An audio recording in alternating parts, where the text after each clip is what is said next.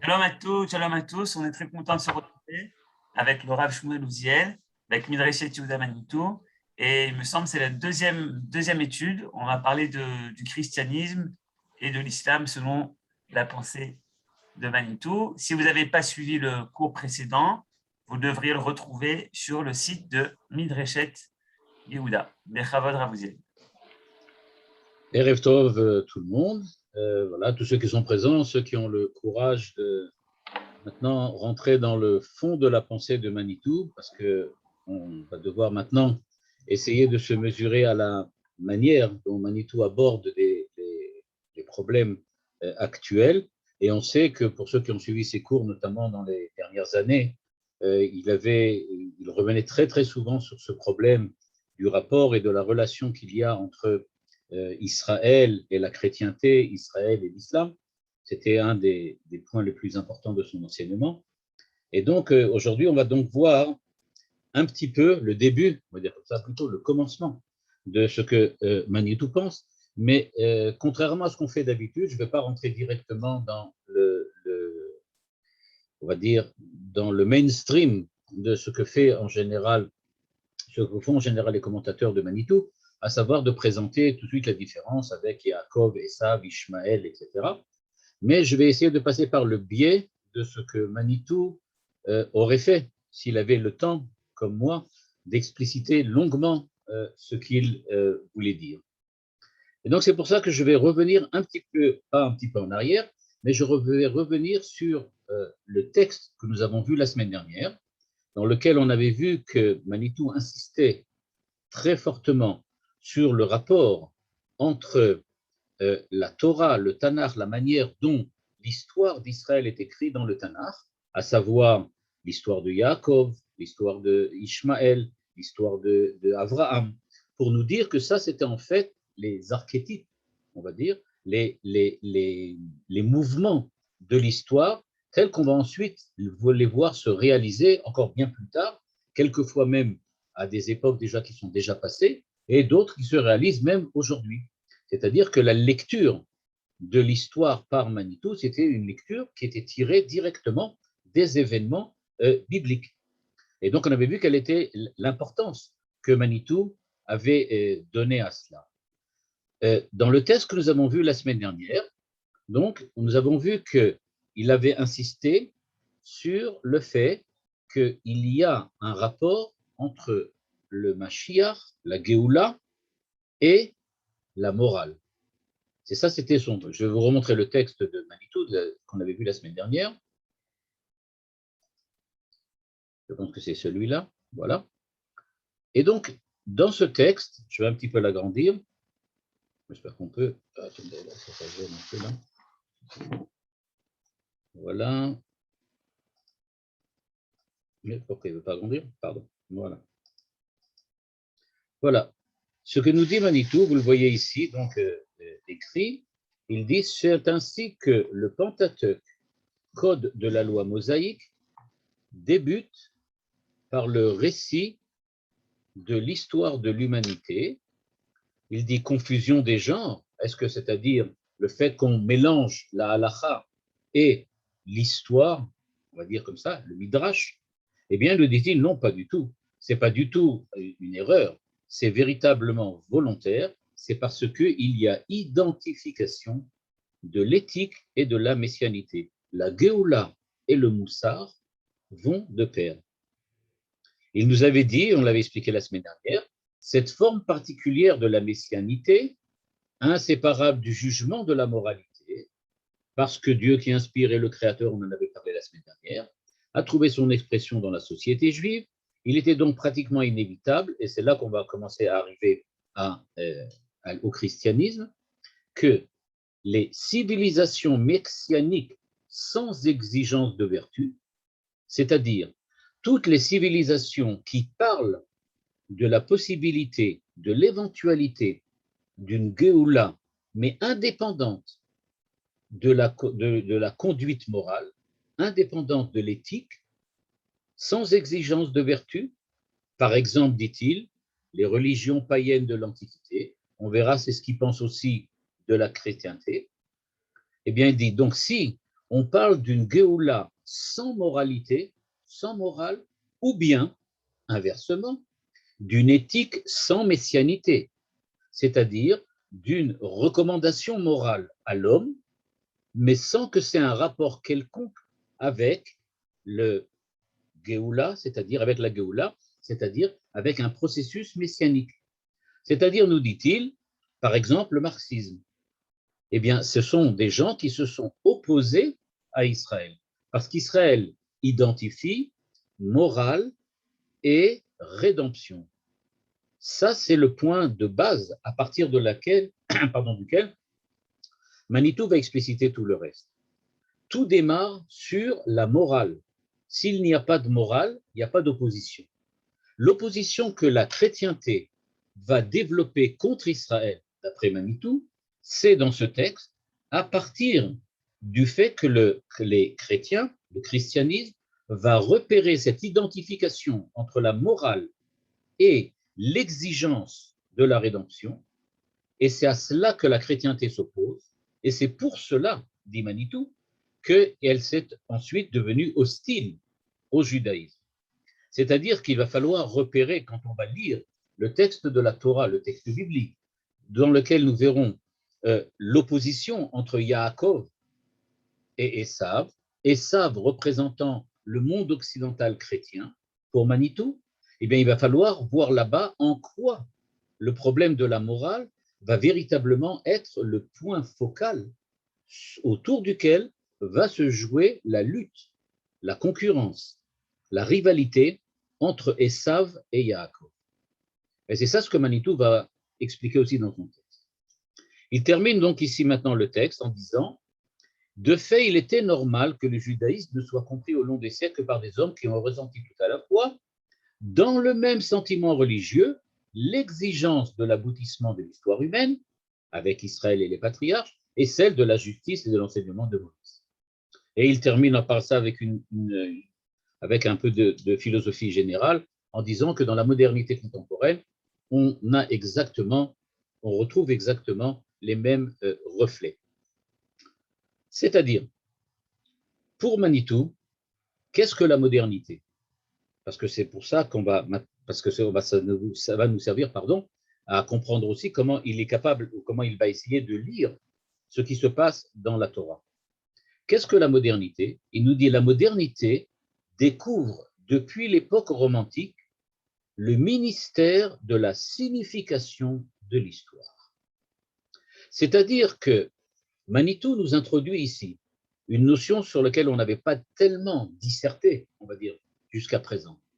À savoir, il ne s'agit pas seulement de prendre ce qui est écrit dans la Torah et, on va dire comme ça, de le coller, de l'appliquer sur les événements historiques, mais c'est qu'en fait, la confluence de deux grandes directions de pensée.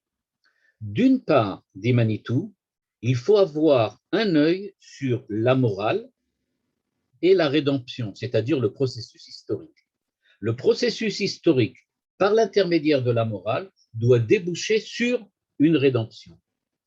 L'autre œil doit être dirigé sur l'évolution historique telle que nous la décrivent les historiens, et on y repère que là-bas, on est déjà à la recherche d'une signification de l'histoire.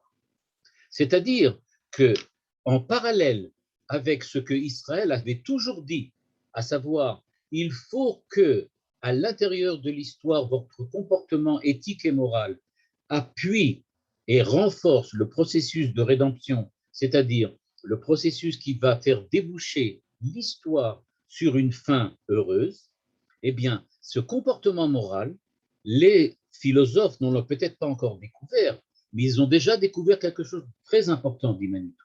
Ils ont découvert que l'histoire a une signification dont il faut découvrir le sens. Il dit ça, c'est extrêmement important, parce que très souvent, avant l'époque de la modernité, on acceptait de vivre dans le temps, dans le présent, sans voir ou regarder le moment présent comme une étape ou comme un échelon à l'intérieur d'une évolution historique. Et donc, nous dit Manitou, nous sommes à une époque dans lequel la modernité est enfin, on va dire de cette façon-là, est enfin perçue par les hommes, par les philosophes, par les intellectuels, c'est-à-dire que tout le monde commence à réfléchir sur le fait qu'il existe dans l'histoire un sens, une signification. Sens dans les deux sens, dirait Manitou. Dans un de ses cours, il le fait d'ailleurs. Il dit sens dans le sens qu'il y a une évolution, c'est-à-dire qu'on va vers le Messie, c'est-à-dire qu'on va vers la rédemption. Il y a un sens à l'histoire, mais il y a aussi une signification. La signification, elle est morale. C'est la moralité. C'est la création du Ben à Adam, dont Manitou parle souvent, qui est la création de l'homme tel que Dieu le désire, le voit, comme tel que l'homme auquel Dieu voudrait en fait donner le monde. C'est pour cela qu'il a créé le monde. C'est pour cet homme que nous attendons. Et donc, nous dit Manitou, on découvre depuis l'époque romantique le mystère d'une signification de l'histoire. Et il ajoute, il ne s'y passe pas seulement une suite d'événements dans cette histoire. C'est pas simplement que Napoléon est venu après la Révolution et qu'après Napoléon, il y a la réforme, je ne sais pas ce qu'il y a. Mais c'est une œuvre, c'est-à-dire qu'il y a, comme dirait le Maharal, un seder, il y a un ordre, il y a une ordination, une œuvre dont l'homme cherche désespérément, s'il n'a pas la Torah, la clé. Donc, je dis ça, c'est la première chose. Deuxièmement, d'autre part, cette modernité, qu'est-ce qu'elle a découvert? Elle a découvert le phénomène humain dans toutes ses dimensions, notamment sociales. Évidemment, il parle ici du marxisme. Mais il en cherche la loi. C'est-à-dire qu'on essaye de comprendre que l'homme n'est pas seulement un homme particulier, mais c'est un homme dans une société. Vous entendez déjà la création de l'État, vous entendez déjà le retour d'Israël sur sa terre, vous entendez déjà le fait qu'il y a une différence entre le klal et le prat, entre l'homme individu et l'homme qui fait partie du peuple d'Israël. Toutes les notions qu'on trouve notamment dans la pensée du Rav Kook.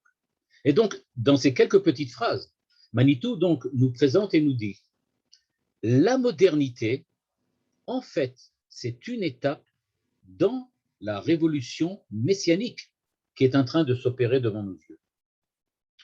Et il le dit tout de suite. Dire que le judaïsme était depuis toujours préparé pour un tel temps serait évidemment sommaire et exagéré. Ben, il est conscient. C'est de la démagogie de dire oui, on l'avait toujours dit, c'était comme ça, vous l'avez seulement découvert maintenant. Il dit bon, c'est sommaire et exagéré. Pourtant, il rajoute une phrase. Même si on se rend compte que l'État d'Israël a été constitué en ce temps-là et pas en un autre. Ben oui, si on parle du phénomène humain dans toutes ses dimensions, notamment sociales, évidemment, comment expliquer brusquement que l'homme d'Israël, qui est celui qui est le porteur, le vecteur de la morale, comme le moteur de la Géoula, comme le moteur de la rédemption, brusquement revient sur sa terre, recrée un État et un peuple qui revient sur sa terre pour recréer une forme sociale. Il dit, c'est quand même impressionnant. On est en train de chercher dans la modernité le sens de l'homme, le sens de l'histoire, et voilà que ceux qui en ont parlé depuis la Torah, brusquement, eux aussi, recréent un État justement à cette époque-là. Toutefois, il termine en disant, on se penchera avec profit sur cette convergence et on y trouvera matière à réfléchir. Parce que pour Manitou, si on réfléchit, c'est déjà pas mal. Après ça, le reste, on peut toujours essayer de trouver. Non seulement sur la modernité du judaïsme, mais surtout sur son éternité. Parce que ce que ça prouve véritablement, derrière tout cela, c'est que le mouvement qu'Israël avait entamé déjà à l'époque d'Abraham, Yitzhak et Yaakov, c'est un mouvement qui aujourd'hui est appelé moderne, mais qui était de tout temps, comme le suppose Manitou, déjà l'héritage d'Israël. Donc, dans cette vision que Manitou propose, il faut donc comprendre que quand on va relire maintenant le livre de Bereshit, et que dans ce livre de Bereshit, on va redécouvrir, évidemment, Yaakov, qui est en concurrence avec Esav, c'est-à-dire Israël en concurrence avec le monde occidental chrétien. Il faut bien savoir que nous sommes à l'époque moderne. Notre lecture ne va pas changer, mais elle va certainement insister sur des éléments du livre de Bereshit qui tourneront autour de ces deux soucis de la modernité, à savoir comprendre le sens de l'histoire, et la Torah est là pour nous le dévoiler, et surtout découvrir les dimensions nouvelles du phénomène humain, c'est-à-dire les dimensions sociales et les lois sociales qui doivent être en fait celles qui sous-tendent l'histoire humaine. Donc, dans ce petit texte que Manitou donc, a écrit à cette époque-là, on voit donc que qu'est-ce que ça veut dire être moderne? Je sais bien que ce n'est pas le thème de ce qu'on doit parler ce soir, mais pour moi, ça a de l'importance parce que je crois que par là, comme j'ai dit, si on n'emprunte pas le chemin du mainstream, c'est-à-dire le chemin, les sentiers battus, mais qu'on essaye de sortir un petit peu, on va découvrir des intuitions que Manitou expose et que très souvent on oublie parce qu'on n'y fait pas trop attention. Ce que dit ici Manitou, c'est que qu'est-ce que ça veut dire être moderne? Dans ce texte, il insiste. Je rappelle que le titre du texte en question, c'était Israël et la modernité. C'était ça le but de Manitou dans ce texte. Le but de Manitou, ce n'était pas de nous dire qu'Israël allait recréer un État, etc. Ça, c'est clair, ça fait partie du système. Mais ce n'est pas ça ce que voulait dire Manitou dans ce texte. Il voulait nous montrer qu'Israël était moderne. Alors, qu'est-ce que c'est que la modernité pour Manitou? Eh bien, la modernité, premièrement, ce n'est pas le contemporain, l'actuel, le nouveau ou le présent. Bon, c'est clair. Bon, il y a beaucoup de gens qui le confondent, on est d'accord. Mais ça, c'est pas ça. C'est pas ça que veut dire Manitou. Parce que si la modernité, c'était que seulement ce qu'on est aujourd'hui, bon, ben, on ne va pas très bien pourquoi Manitou nous demande d'y réfléchir, il n'y a rien à réfléchir. Puisqu'il s'agirait simplement de vivre le présent, bon, ben, le temps passe, on vit le présent, puis voilà, ça s'arrête là. Donc, ce n'est pas de ça de parle Manitou. S'il parle de rédemption et de moralité et de modernité, de quoi veulent-ils dire? Eh bien, il nous dit en fait que la modernité ou l'histoire ne prennent sens que dans l'histoire des hommes. La modernité, ça n'a de sens que si on la réintroduit à l'intérieur de l'histoire des hommes. La modernité, c'est un tournant, on peut dire même significatif, très certainement significatif, dans l'histoire de l'Occident chrétien. Quand nous dit Manitou, regardez la modernité, il nous dit en fait, regardez l'histoire de l'Occident chrétien. Qu'est-ce qu'ils sont en train de rechercher? Qu'est-ce qu'ils sont en train de découvrir? Eh bien, ils sont en train de découvrir que le monde est une œuvre qui a un sens. C'est-à-dire, imaginez l'hérésie de cette pensée pour un chrétien courant, habituel. Lui qui pense que la rédemption est déjà arrivée depuis le jour où Jésus est né, et surtout depuis le jour où il est mort, eh bien, on lui vient de lui faire découvrir dans l'époque moderne que l'histoire a un sens et qu'elle évolue. Mais pour un chrétien, c'est une horreur. Comment peut-on penser une chose pareille? L'histoire n'a pas de sens. Elle est un présent perpétuel. Or, c'est justement ça que Manitou remet en question.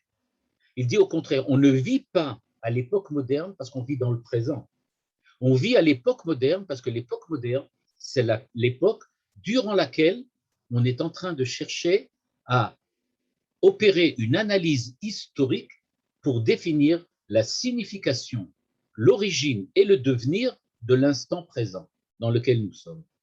Nous essayons de découvrir comment l'instant qui est, on va dire comme ça, la dimension de notre histoire, quand elle se rétablit autour de l'homme et autour de la société qui contient cet homme, eh bien, on essaie d'en définir la signification. D'où vient-elle? Où va-t-elle? On est conscient qu'il y a un sens à l'histoire. C'est pour ça qu'Israël est la modernité. C'est ça le texte. C'est-à-dire que Manitou ici insiste, et comme je dis encore une fois, ce n'est pas en général comme ça qu'on le propose, mais c'est ainsi que Manitou le présente ici dans ce texte-là. Il nous dit donc, il faut que cette question historique de l'origine, de la finalité et donc du sens de l'événement, eh bien, il faut que cette question historique devienne une question philosophique. Elle doit sortir du cadre simplement du questionnement historique pour déboucher sur le questionnement philosophique. Mais pas dans le sens de la philosophie, dans le sens de ce que la Torah dévoile par l'intermédiaire, par le biais du livre de Bereshit. C'est ce que j'appelle philosophique. Je ne pense pas que Manitou aurait accepté que j'utilise ce terme, mais bon, il n'est pas là. Et donc, Quand on regarde, donc ce que Manitou écrit, eh bien, on voit qu'il nous dit que sous les événements, il y a quelque chose qui se produit. Sous les événements, il y a un processus qui va et qui se développe. On a souvent, et je parle ici notamment pour l'époque qui a suivi le philosophe Hegel, eh bien, on a souvent dit qu'il y avait des mouvements, des idées, des brassages qui se produisent en sous-sol des événements historiques. Mais depuis Hegel, on sait qu'en fin de compte, ce qui fait progresser l'histoire, c'est-à-dire ce qui donne une évolution vers une situation collective meilleure que celle qui est celle du présent, c'est la mise en œuvre d'un certain ordre dans les circonstances habituelles. Il y a quelque chose qui rentre de l'ordre dans les choses. Ce qui rentre de l'ordre dans les choses, ce que le Maharal appelle le Seder, ce que le Rabbi Yehuda Levi appelle le Inyan Haeloki, ce que le Ramchal pourrait parler dans le sens de idéata, plutôt le Rav Kook, on va dire comme ça, idéa elokit. Eh bien, le Maharal, pardon, le Ramchal dirait anagat haïfou. C'est-à-dire, ce qu'il nous dit, il y a le sens de l'histoire, c'est la réalisation d'un yifoud, anagat haïfou, la réalisation de quelque chose qui reprend tous ces brassages individuels et les remet et les replace à l'intérieur d'un seul et unique présent. Nous voyons des événements, en fait tout cela ce n'est qu'un événement. Nous voyons plein de penseurs, mais en fait c'est la modernité. Et nous dit Manitou, derrière cette modernité, il y a le souci de l'histoire et le souci de l'homme. C'est-à-dire, en fait, nous dit Manitou, derrière la modernité, il y a le souci de l'homme qui pense l'histoire et l'histoire de la pensée de l'homme qui pense lui-même l'histoire. C'est-à-dire que l'homme pense qu'il pense. L'histoire, par l'intermédiaire de l'homme, se pense et se pense elle-même. Nous pensons l'histoire et l'histoire évolue et la pensée de l'homme évolue. C'est-à-dire qu'il y a en fait un espèce de cercle dans lequel l'homme évolue parce qu'il pense l'homme qui évolue. L'histoire évolue parce qu'elle réfléchit sur l'histoire qui change. Donc, nous dit Manitou, la lecture de la Torah, ce n'est pas une lecture vaine, et c'est bien pour ça, nous dit-il, que la Torah va commencer par nous dire, pas par Achodesh Azelachem Rosh Chodashim, mais pour nous expliquer, voilà comment le monde a été créé, voilà Abraham, voilà Yitzhak, voilà Yaakov. Tout ça, il faut le remettre dans son cadre. On est en train maintenant de véritablement développer ce que Dieu nous a déjà proposé dans la Torah depuis le livre de Bereshit. On est en train de le développer, c'est-à-dire que à la lecture des événements dans lesquels nous vivons, nous découvrons le nouveau sens de la Torah qui nous donne une nouvelle signification aux événements. La modernité dans laquelle nous vivons n'est pas une modernité qui est passive, comme si aujourd'hui je vis la modernité, lui il vivait la Renaissance et quelqu'un d'autre vivait le Moyen-Âge. La modernité, c'est justement une véritable révolution significative, une révolution de sens. C'est-à-dire que maintenant, à partir de l'époque moderne, on refuse de voir la pensée comme statique. Je suis à une certaine époque et puis je réfléchis. Vous savez, l'image du philosophe. Qu'est-ce que c'était que l'image du philosophe? C'est un penseur. Qu'est-ce qu'il fait? Il vit dans sa tour d'ivoire et il réfléchit. Peu lui importe ce qu'on fait à son époque, peu lui importe ce qu'il y avait avant, peu lui importe ce qu'il y avait après. L'essentiel, c'est qu'il est capable de comprendre et de créer des concepts qui permettent de comprendre ce que l'on vit à maintenant, que l'on vit au présent. La réponse de Manitou, c'est de dire pas du tout.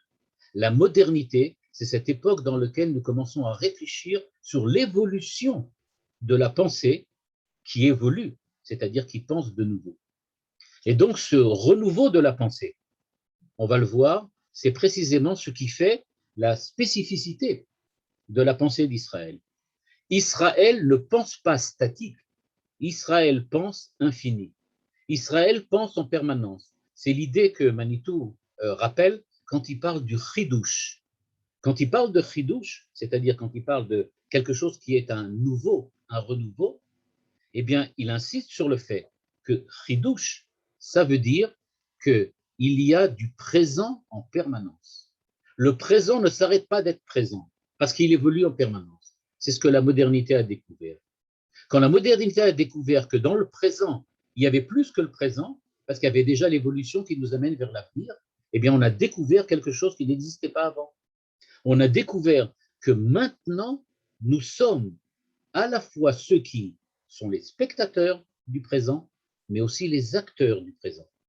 On le pense, ce présent, alors on n'est qu'un spectateur, mais on le vit de la manière morale, on le vit à la façon morale, eh bien on est les acteurs qui permettent la nouvelle pensée ou une pensée différente du présent. Cette idée-là de Manitou est donc extrêmement importante parce qu'elle nous permet de comprendre pourquoi, à cette époque, Dieu a choisi, entre guillemets, de recréer l'État d'Israël. Il le dit dans son texte, puisque vous l'avez remarqué tout à l'heure sûrement. Il le dit de manière très très précise. Il dit c'est quand même bizarre que Dieu ait choisi de créer l'État d'Israël maintenant. Pourquoi maintenant? A priori, il aurait pu le créer il y a longtemps. Qu'est-ce qu'il a attendu? C'est ça qu'il a attendu. C'est la modernité. Parce que sans la modernité, il n'est pas possible de comprendre pourquoi l'histoire va maintenant prendre un sens. Si jamais Dieu avait créé l'État d'Israël il y a 800 ans, eh bien, il y aurait peut-être eu un État, mais il n'y aurait pas eu d'Israël.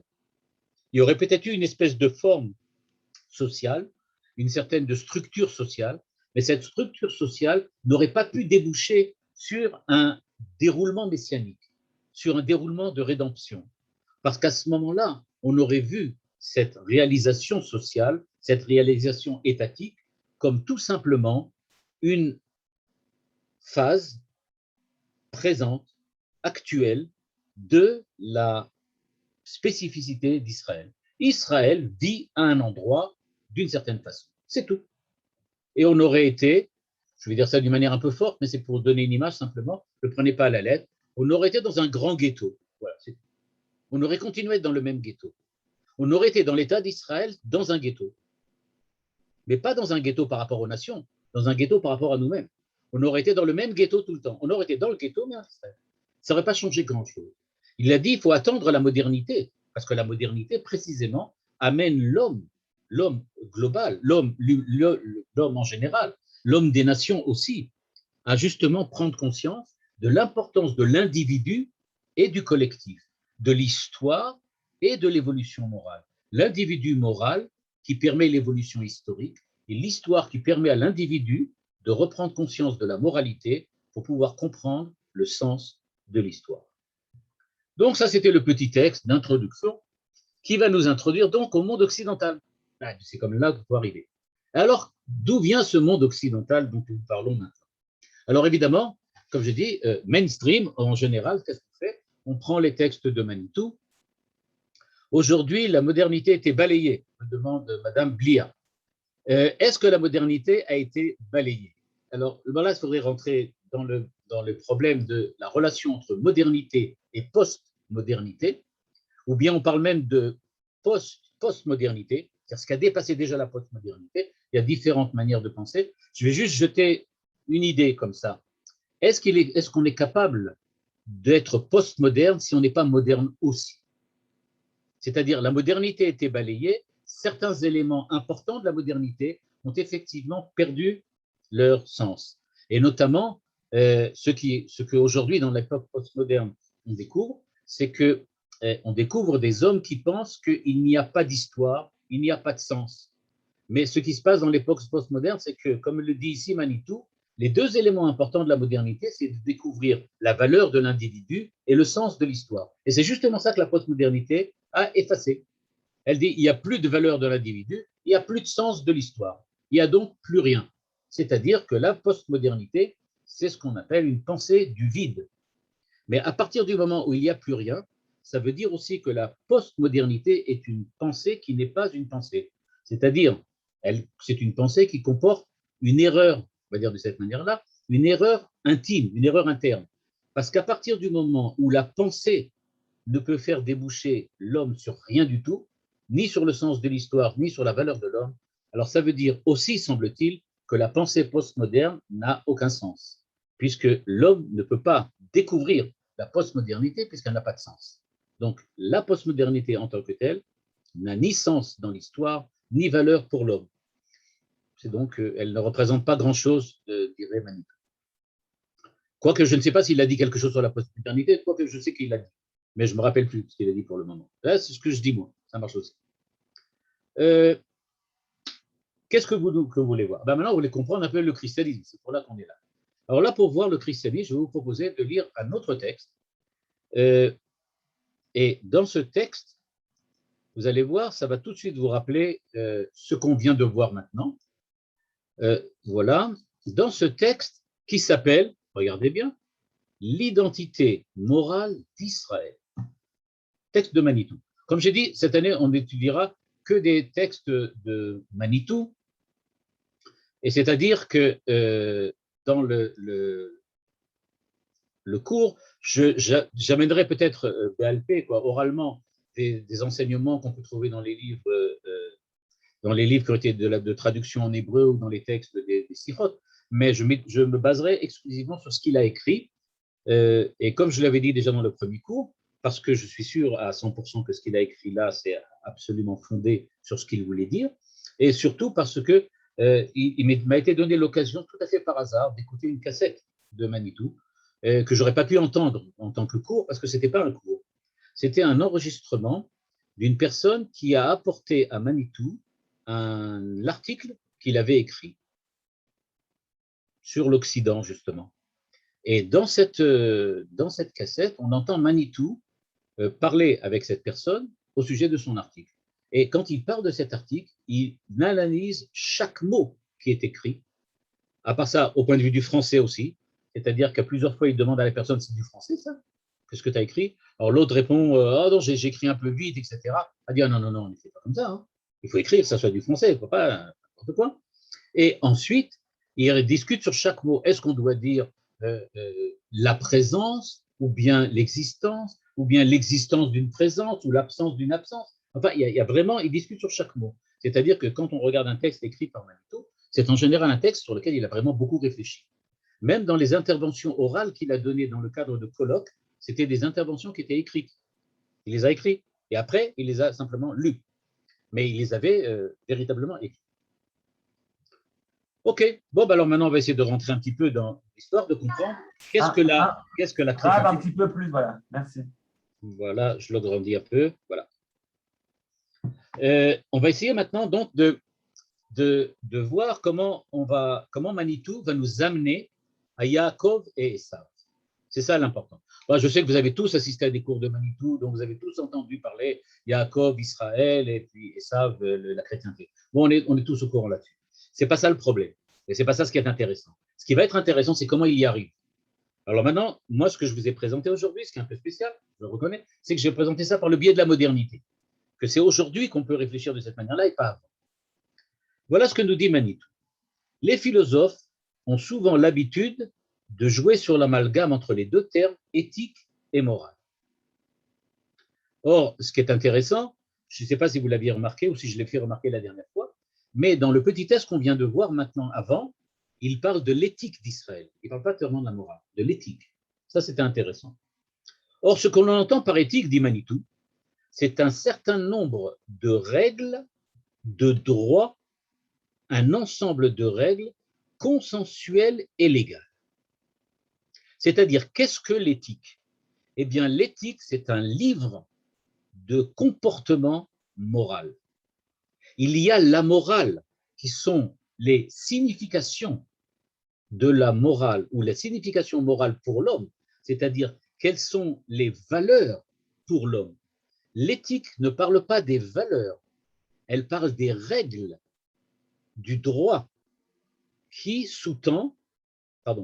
qui enveloppe les valeurs morales. Il y a les valeurs morales et il y a les comportements éthiques. C'est pas exactement pareil, ou comme dirait Manitou ici, c'est complètement différent. On parle ici donc de comportement, de règles, de lois. On va traduire ça en termes juifs, de halakha. C'est-à-dire, on dit comment on agit. Comment doit-on faire? Que doit-on faire? C'est le comment et le que. Mais le sens, la valeur, la signification, c'est encore autre chose.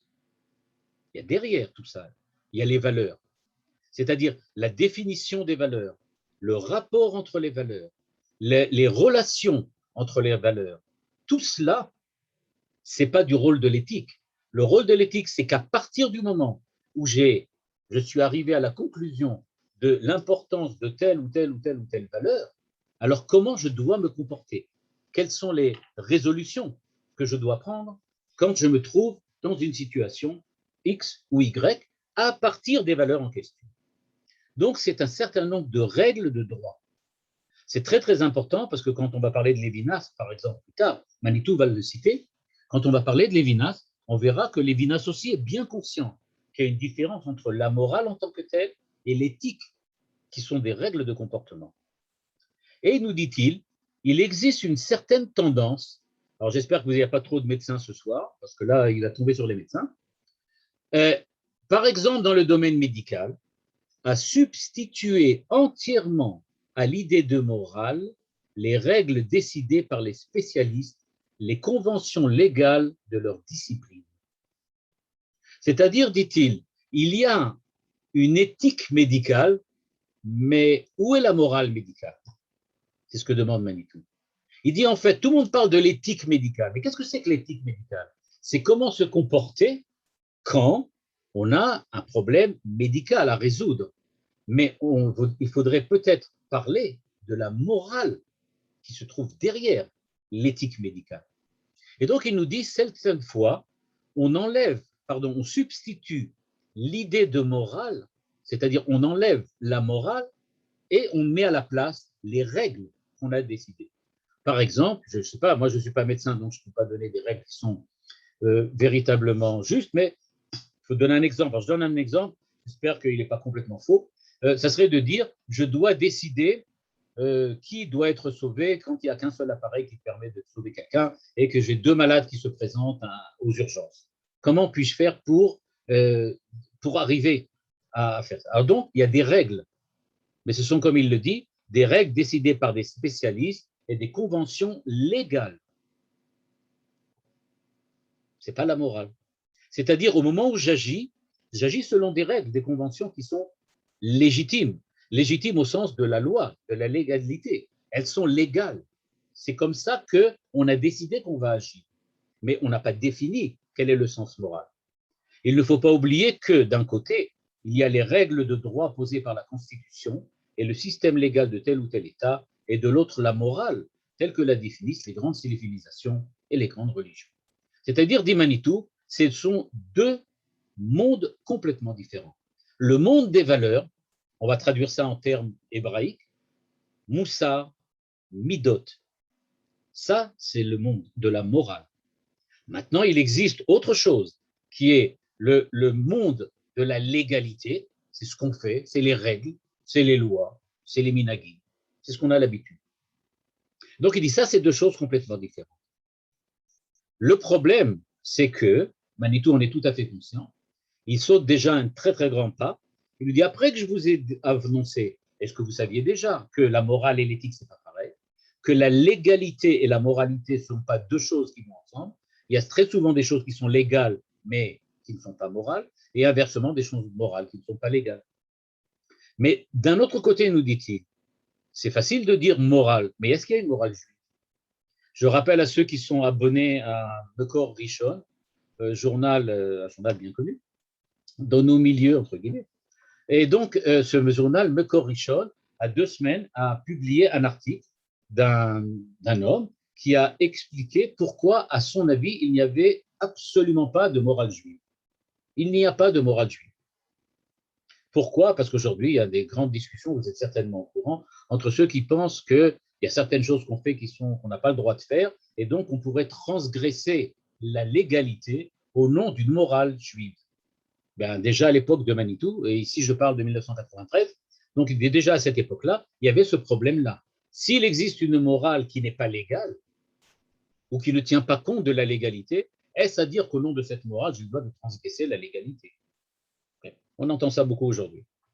Et donc, nous dit Manitou, existe-t-il une morale juive? La réponse de Manitou, oui, il en existe.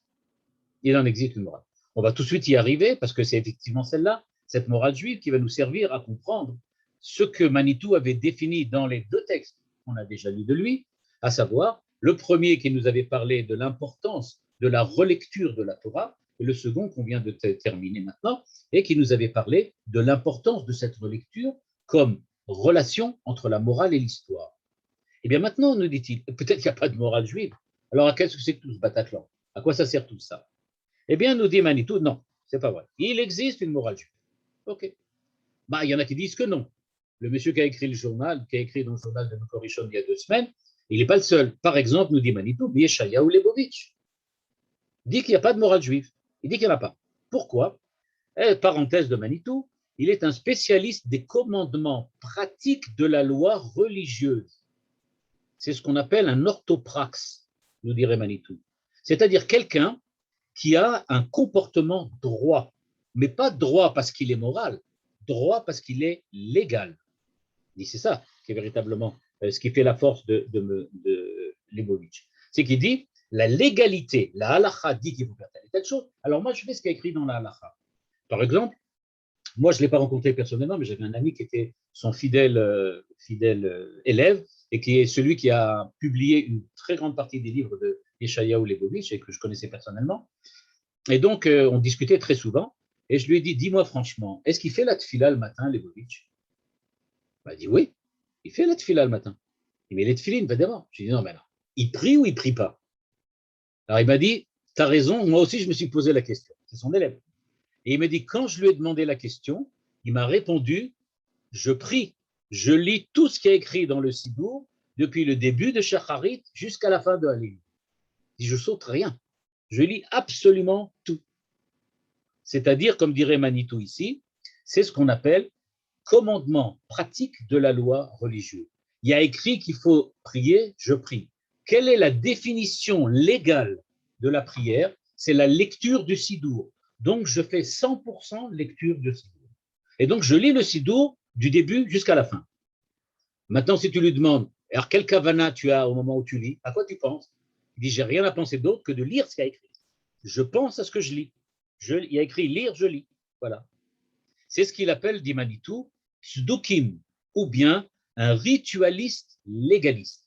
Celui qui applique le rituel parce que c'est légal, parce que c'est la loi, parce que c'est la halakha. Je fais ce qui est écrit dans la halakha sans aucune participation personnelle, mais seulement parce que c'est la loi. Je fais ce qui est écrit dans la loi. Donc, nous dit Manitou, pour Yeshayahu Lebovitch, il ne peut pas y avoir de morale juive. Ça ne peut même pas exister. C'est une ineptie, une absurdité. Comment peut-on dire qu'il y a une morale juive? Morale, ce sont des valeurs. Or, la juiverie, le judaïsme, c'est pas du tout l'application, pardon, c'est pas du tout la découverte ou le comportement selon les valeurs. C'est le comportement selon la légalité. Les valeurs n'ont aucun sens pour la Torah. Ce qui a un sens, dit Lebovitch, c'est la légalité. Pour un ritualiste légaliste, donc dit Manitou, il n'y a pas d'autre chose qui peut fonctionner que la loi en tant que telle.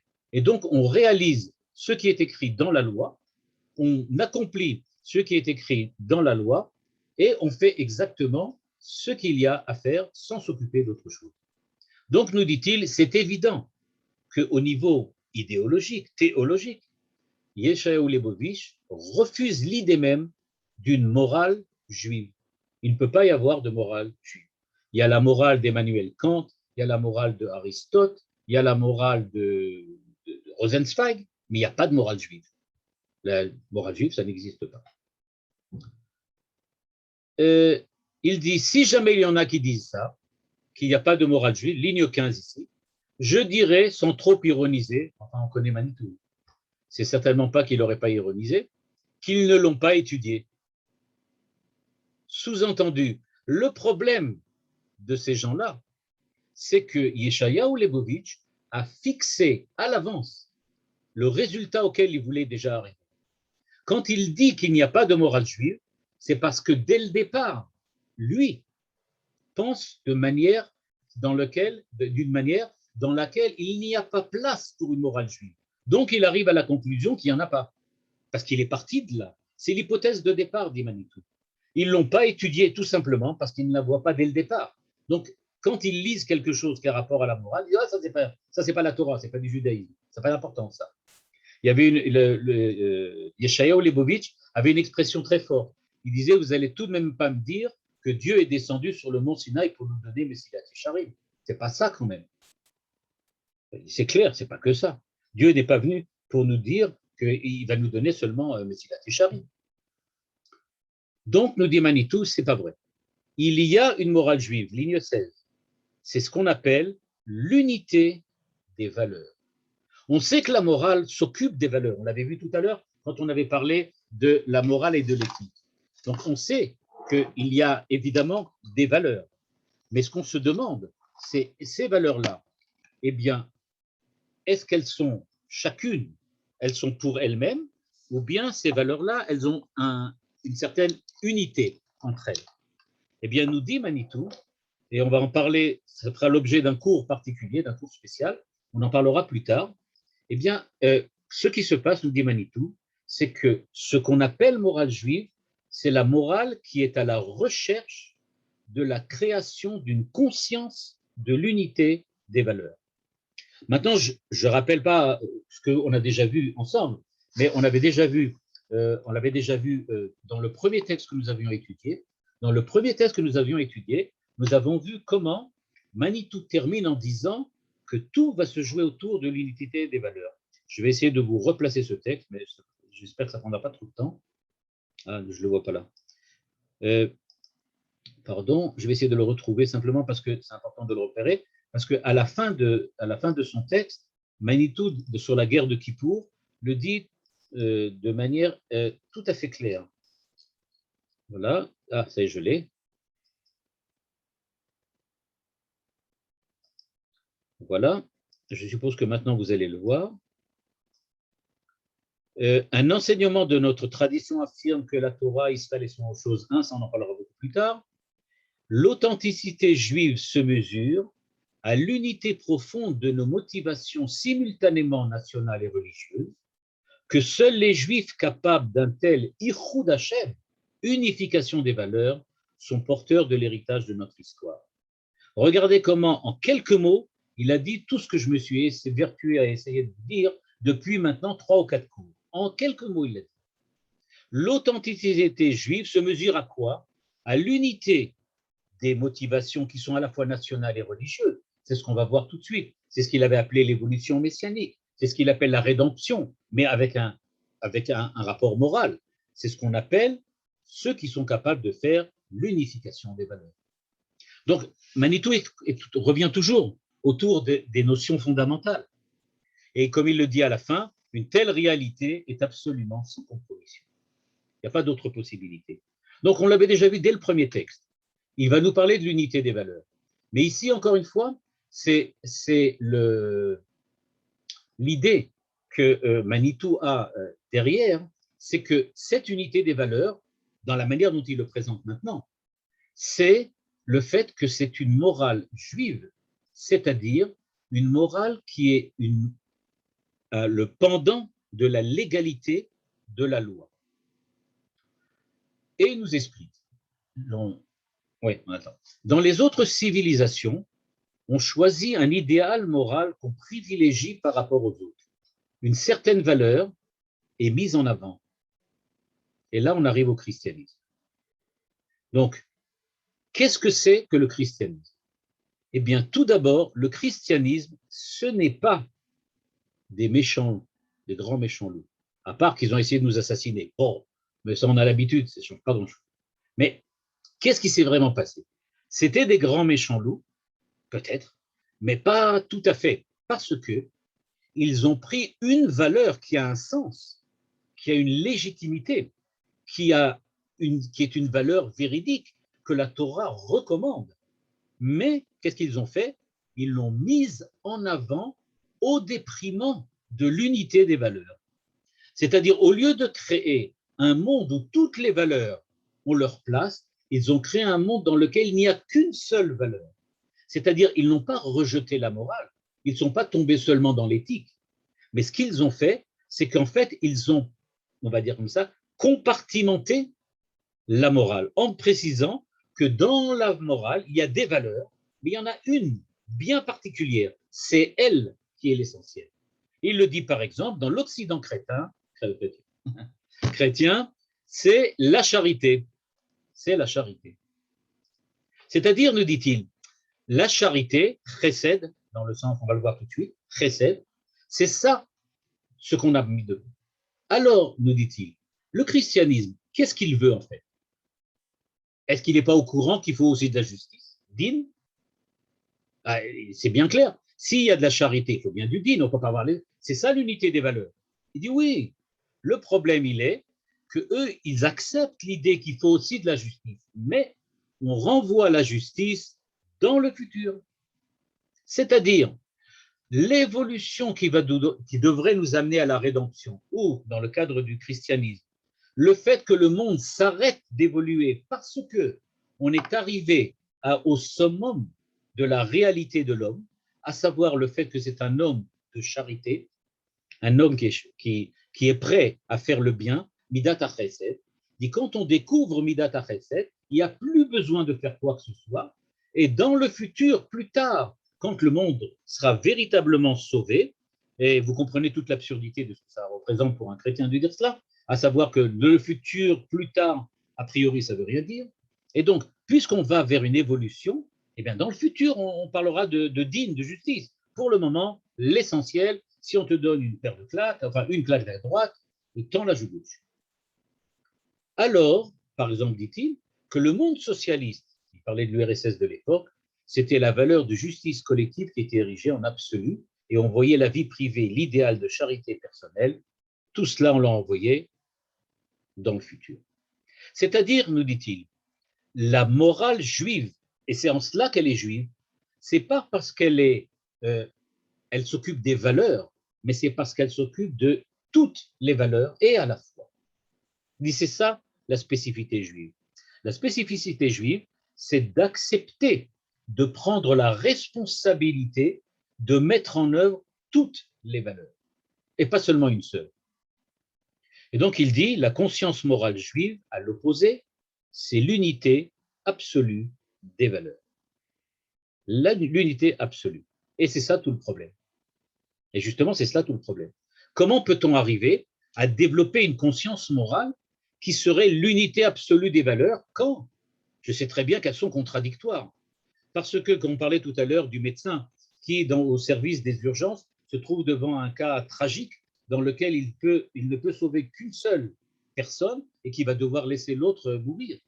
Comment doit-il agir? Doit-il faire le din, c'est-à-dire la loi? Il y a écrit qu'on va d'après l'âge. Ah, il est plus jeune, je sauve le plus jeune. Ou bien il y a écrit non, on va d'après l'état de santé et d'après le niveau de maladie qu'il a ou le niveau de danger qu'il a. Mais s'ils ont le même niveau exactement de santé, qu'est-ce qu'on fait? Ah, il est marié ou il n'est pas marié? Est-ce qu'il a des enfants? Est-ce qu'il n'a pas d'enfants? Est-ce qu'il est. Je ne sais pas, etc., etc. Et donc, on se retrouve dans des situations qui sont vraiment tragiques. On ne sait pas comment s'en sortir. Et quand on va. Je suppose qu'il y a de nombreux médecins qui se sont trouvés dans ces situations pareilles et qui, peut-être que jusqu'à aujourd'hui, ont encore sur la conscience les choix ou on peut dire comme ça, les décisions qu'ils ont prises dans lesquelles, jusqu'à aujourd'hui, ils ne sont pas sûrs qu'ils ont pris la bonne décision. Et donc, nous dit Manitou, on se trouve donc devant des situations dans lesquelles l'Occident chrétien a choisi de prendre la Midat HaChesed comme la valeur absolue. La valeur absolue, c'est-à-dire, c'est l'idéal. Tout doit tourner autour de la charité, c'est-à-dire que si je dois choisir entre deux malades, c'est par Midat HaChesed que je dois le faire. Par contre, si on parle par exemple d'un monde socialiste, il y a certains livres, ouvrages de science-fiction dont je ne citerai pas ici tous les noms, mais qui parlent justement de ce genre de société dans lequel tout fonctionne selon la loi. Manitou citait d'ailleurs un film de science-fiction très célèbre de son époque qui représentait cela. Il disait que le film La planète des singes, pour ceux qui l'ont vu, le premier avec Charlton Heston, Donc, le premier film sur la planète des singes, il disait que la planète des singes, c'est la description absolue, totale de ce que c'est Ésaü. C'est ça, la planète des singes. C'est-à-dire un monde dans lequel il y a tout, sauf le reste, c'est-à-dire ce qui fait l'humanité. C'est presque un homme. Les singes là-bas sont presque un homme. Mais ils ont un comportement qui, du point de vue de la morale, entre guillemets, n'est pas morale. Elle est légale. On a des lois, on a des choses. On agit de cette manière. Eh bien, nous dit Manitou, c'est ça le problème. Le problème, c'est quand on met quelque chose en avant. Et puisque c'est cela, je ne sais pas si vous avez remarqué, mais Manitou a présenté on va dire comme ça, deux participants de son évolution. D'un côté, l'Occident chrétien, de l'autre côté, on va dire comme ça, le marxisme, la pensée socialiste de l'époque. Et il appuie, quand il parle du socialisme, sur l'idéal de la charité, mais personnelle, face au, on va dire, la légalité, la justice collective. Pourquoi insiste-t-il sur les deux? Parce que quand on parle de charité, de Midat HaChesed, nécessairement, on parle d'une personne à personne. Il s'agit de la prise de conscience de Monsieur X, du tragique, du malheur qui frappe Monsieur Y, et il va faire chesed à Monsieur Y en lui donnant plus que ce que la loi voudrait peut-être lui donner, parce qu'il a la charité envers lui. Il s'agit d'un comportement qui est lié au personnel, ou à la personnalité, à l'individu. C'est moi qui décide que Monsieur X a besoin de mon chesed, de ma charité. Et donc, je demande de faire la charité avec cette personne. Il s'agit de quelque chose qui relève de l'individu et du personnel. Quand on parle du din, on parle plutôt de quelque chose qui est faire selon la loi. Or, la loi, par hypothèse, elle est universelle. C'est-à-dire qu'elle doit être identique pour tout le monde. La charité, elle est toujours personnelle. On ne peut pas imposer à tout le monde d'être charitable. On peut demander d'être charitable, mais il n'y a pas de loi qui impose d'être charitable. Charitable, c'est une manière d'être, c'est une façon de réagir, c'est une façon de penser ou j'aurais pu dire, de sentir les choses et l'autre. Et donc, ce que nous présente ici Manitou, c'est donc nous dire, en fin de compte, la relation entre Chesed et Din, entre l'Occident chrétien et le monde socialiste, c'est aussi Chesed et Din, mais en parallèle, l'individu, le particulier, l'homme en tant qu'homme, face à la collectivité. Et on va le voir par la suite, dès la ligne 22 ici, quand il va parler le problème, ce qu'il appelle morale face à la politique. C'est-à-dire, quand il dit que nous allons rentrer maintenant dans la problématique, il appelait ça l'équation, il aimait beaucoup le mot équation. Peut-être parce qu'il a fait des maths quand il était jeune. Et donc, l'équation du problème moral face à la politique. Politique collective face à la morale individuelle. Et ça, c'est ce qu'on verra la prochaine fois. Juste pour vous dire quand même, puisqu'on n'a pas parlé encore de Yaakov et Esav, on a déjà parlé évidemment du christianisme, on a déjà parlé de ce que représente le christianisme. Qu'est-ce que c'est que la morale juive face à, c'est-à-dire la morale de l'unité des valeurs face à la prise en charge d'une seule valeur, qui est la Midat HaChesed par le christianisme. Mais on va voir par la suite que Yaakov et Esav, en fait, ne sont que la résonance d'un autre problème beaucoup plus grave, qui est le problème de Caïn et Abel. Et c'est ce qu'on verra la prochaine fois, pour pouvoir comprendre véritablement pourquoi Caïn représente en fait le christianisme. Voilà.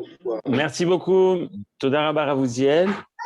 S'il y a des questions, c'est le moment, chers amis. Je vais vous permettre la possibilité d'ouvrir votre micro. Une seconde.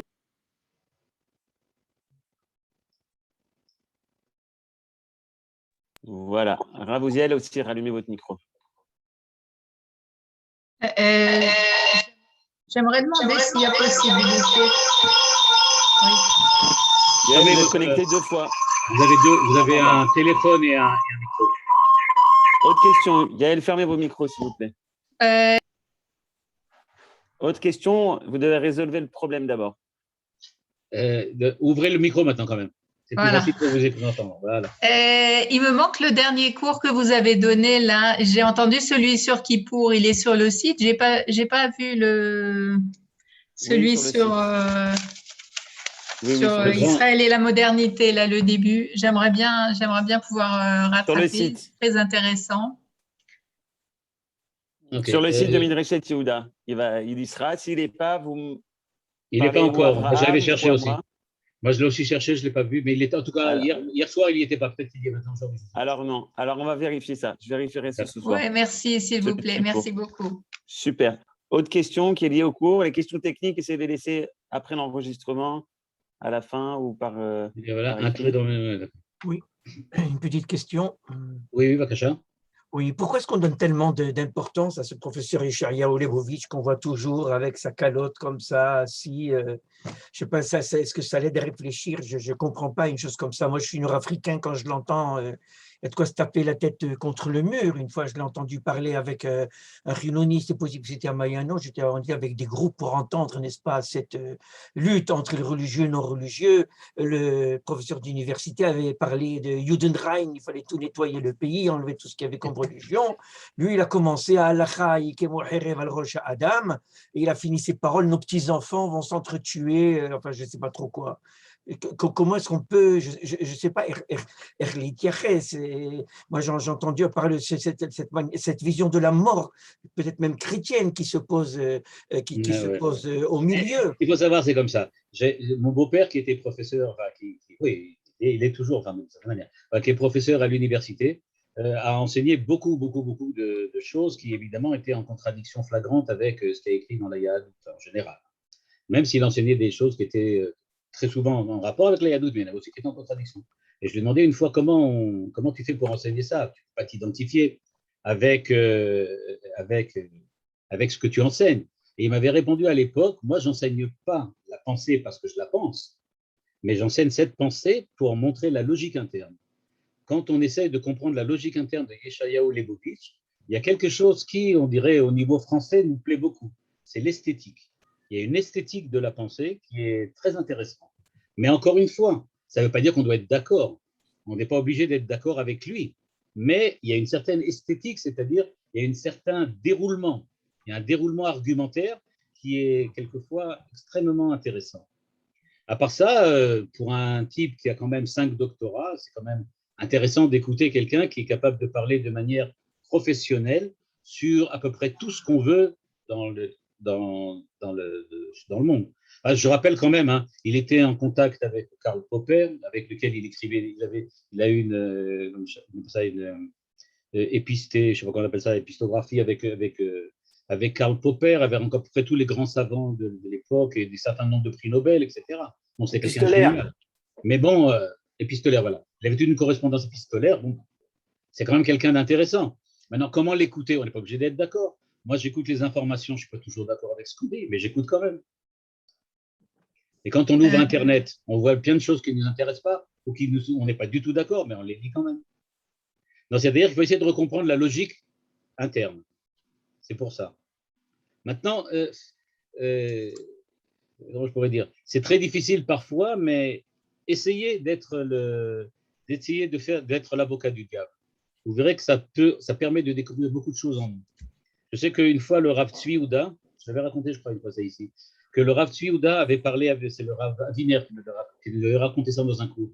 Il avait raconté dans un cours qu'il était chez le Rav Tzvi Yehuda, et le Rav Tzvi Yehuda avait expliqué que quand quelqu'un t'enseigne quelque chose, ton premier réflexe doit être de penser qu'il a tort et que c'est le contraire qui est vrai. C'est comme ça que le Rav Tzvi Yehuda disait des faire. Tu entends quelqu'un t'expliquer quelque chose, pense, non, c'est le contraire qui est vrai. Et tu essaies de prouver que le contraire est vrai. Quand tu n'y arrives pas, ça veut dire que tu as compris ce qu'on a voulu te dire. Si tu y arrives, ça veut dire que tu as raté quelque chose, parce que tu arrives à prouver le contraire et lui t'a enseigné ça. Et à ce moment-là, le Rav Aviner nous a raconté qu'il a dit au Rav Tzvi Yehuda, donc, quand tu me dis ça, je dois penser le contraire, c'est-à-dire en fait que tu as tort. Et que si maintenant tu me dis qu'il faut penser le contraire, ça veut dire qu'au contraire, il ne faut pas penser le contraire. Et alors le Rav Tzvi Yehuda lui a répondu, ça y est, tu commences à comprendre. C'est comme l'histoire, un crétois disait que tous les crétois étaient des menteurs, alors on s'en Voilà, exactement.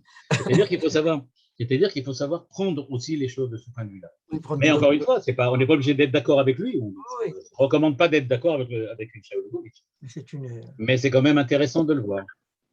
Oui. Je voudrais faire une remarque. Et ce qui Parler, est intéressant, je voulais juste dire, c'est que Manitou l'a lu, je pourrais faire l'a une rencontré. Il y a eu déjà des discussions. Il y avait des débats. Il y a eu 1 ou 2 débats. Il me semble bien même qu'il y en a un qui avait été filmé, mais je ne sais pas si vous le film, dans lequel il y a un débat entre Manitou et Yeshayahu Leibovitch. Leibovitch. Je crois qu'il y en a eu un. Annette, Oui. Et on ne vous entend pas? que nous avons été, vous avez eu 2 médecins, ça c'est sûr comme auditoire, deux médecins, et nous étions dans des conférences avec des goïms sur débrancher Putain. débrancher les machines à ressusciter. Et nous avons eu, on a eu des discussions indéfinies. C'est vraiment ce que vous avez appelé la soi-disant charité chrétienne. Et c'était étonnant parce que nous, on ne pensait pas du tout comme eux. Et eux, ils répétaient sans arrêt qu'il fallait voir les lois. C'était vraiment les lois. Exactement. Et ça, c'est au moment les plus tragiques où on doit décider de la mort ou de la vie de quelqu'un qui est dans une unité. Et c'était étonnant qu'on est loin de nous. Je vous dis simplement. Je sais que à l'époque, j'étais encore en France, j'avais entendu une émission à la radio.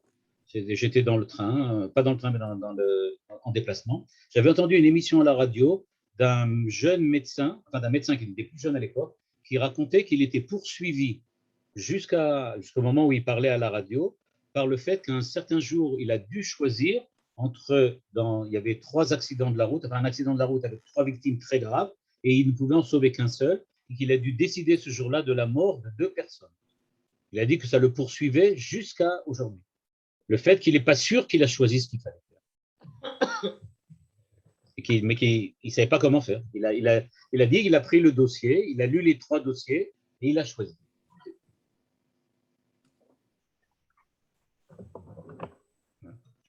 Merci Ravouziel. Est-ce qu'il y a d'autres réactions, réflexions?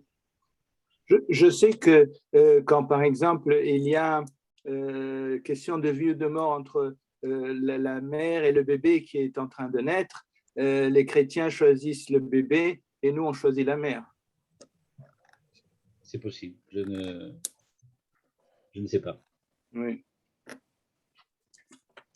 j'ai entendu récemment quelqu'un qui a dit que les Dreyfusards étaient animés par de nobles sentiments parce qu'ils voulaient défendre un innocent, mais que les anti-Dreyfusards étaient aussi animés de nobles sentiments puisqu'ils défendaient l'armée française et la nation française.